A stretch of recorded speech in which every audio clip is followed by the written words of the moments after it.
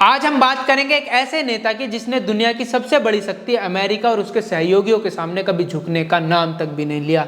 एक ऐसा इंसान जिसने हार को स्वीकार करने से पहले मौत को गले लगाने का संदेश दिया।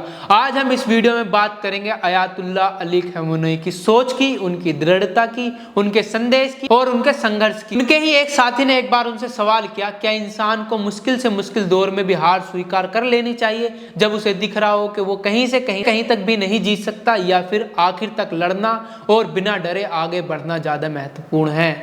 तो खamenei ने जवाब दिया था कि हम डरने वालों में से नहीं हैं। अयातुल्ला अली खamenei ने अपने जीवन काल में बार बार अमेरिका और इजराइल जैसी शक्तियों की आलोचना की।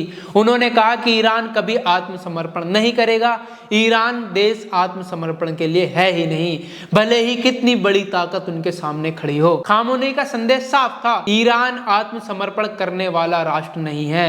यह सिर्फ शब्द नहीं थे, एक मानसिकता थी।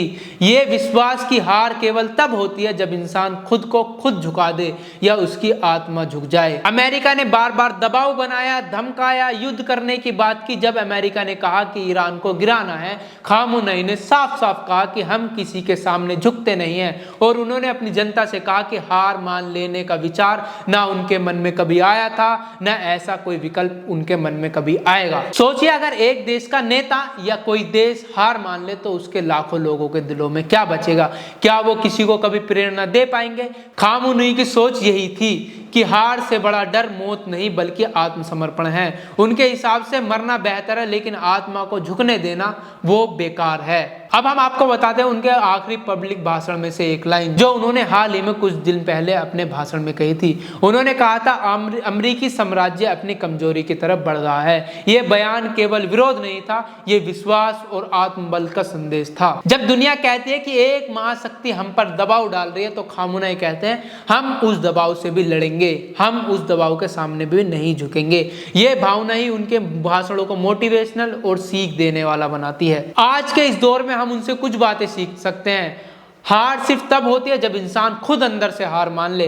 संदेश देना कि डरना बुराई है और आत्मसम्मान से बड़ी कोई चीज नहीं है।